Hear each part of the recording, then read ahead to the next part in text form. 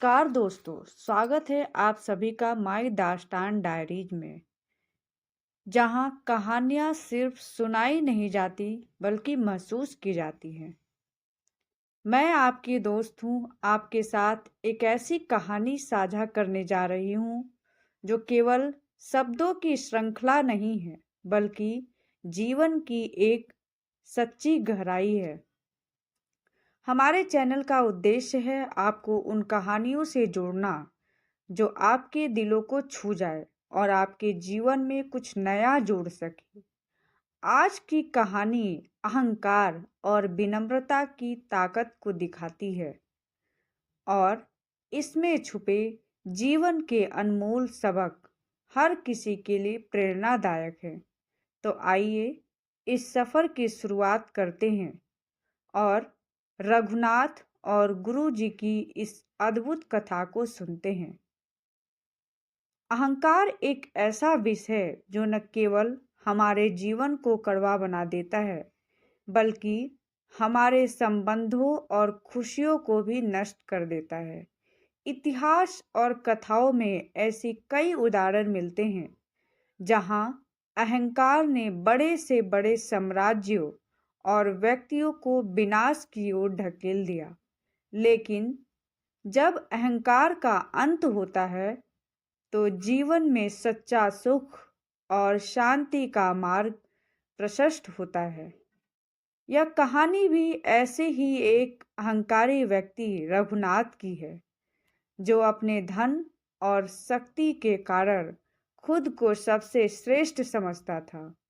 लेकिन उसकी यह सोच न केवल उसके जीवन को कठिनाइयों से भर देती है, बल्कि उसे अकेला और दुखी भी बना देती है।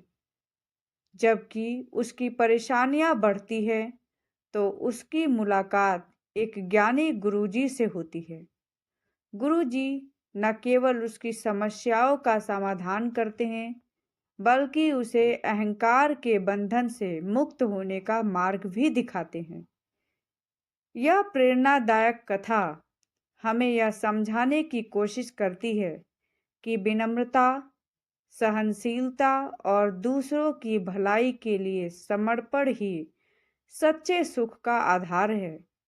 जीवन में धन, शक्ति और वैभव से अधिक महत्वपूर्ण है एक विशाल और उदार हृदय, जो जीवन को नदी की तरह मधुर और शांत बना सके। बहुत समय पहले की बात है।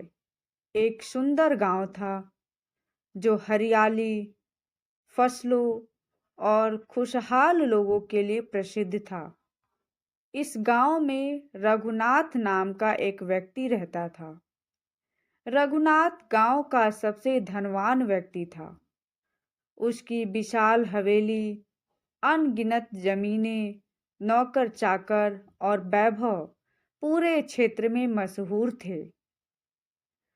लेकिन जितना बड़ा उसका वैभव था, उतना ही बड़ा उसका अहंकार भी।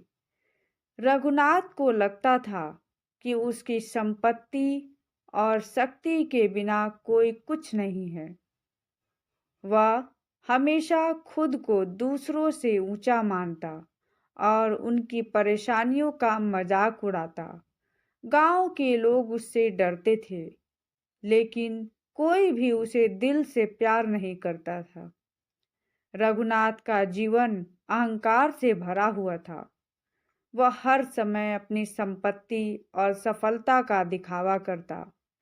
जब भी गांव में कोई उत्सव होता, वह सबसे महंगी वस्तु खरीदता और खुद को सबके सामने बड़ा दिखाने की कोशिश करता। एक बार गांव के एक गरीब किसान ने रघुनाथ से मदद मांगी।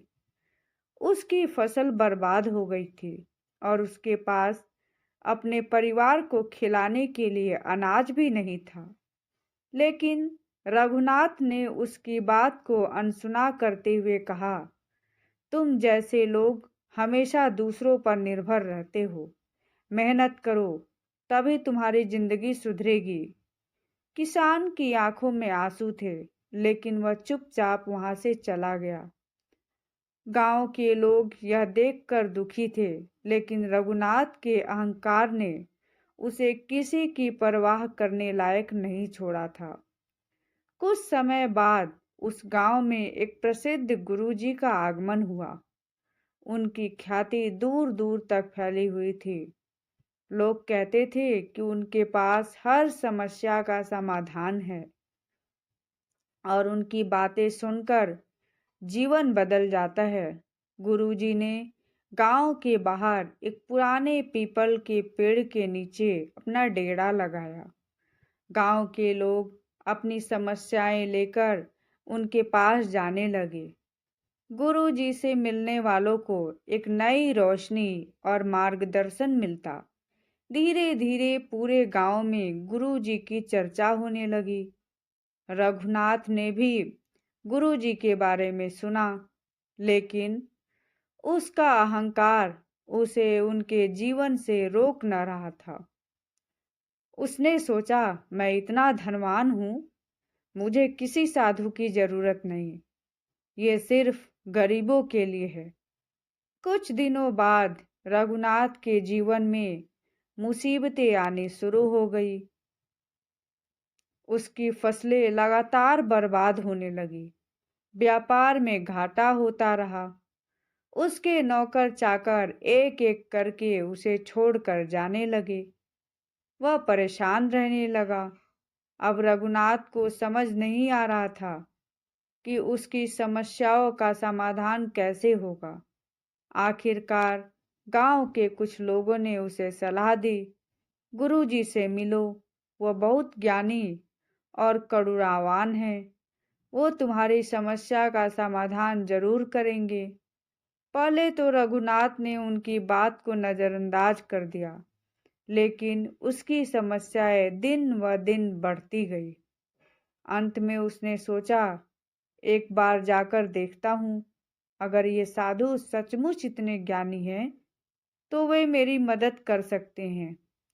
रघुनाथ ने अपनी हवेली के सबसे अच्छे वस्त्र पहने और गुरुजी के पास पहुंचा। वहां सादगी का माहौल था। लोग जमीन पर बैठकर गुरुजी की बातें सुन रहे थे। रघुनाथ ने सोचा, इतने साधारण वातावरण में ऐसे लोग कैसे खुश रह सकते हैं। गुरुजी ने उसे देखकर मुस्कुराते हुए कहा, आओ वत्स, बैठो, बताओ तुम्हारी क्या समस्या है। रघुनाथ ने अपनी परेशानियां गिनानी शुरू कर दी, लेकिन उसके शब्दों में अभी भी अहंकार झलक रहा था। उसने कहा, मैं गांव का सबसे बड़ा जमींदार हूँ, मेरे पास सब कुछ है, लेकिन हाल ही में कुछ परेशानियां आ रही हैं।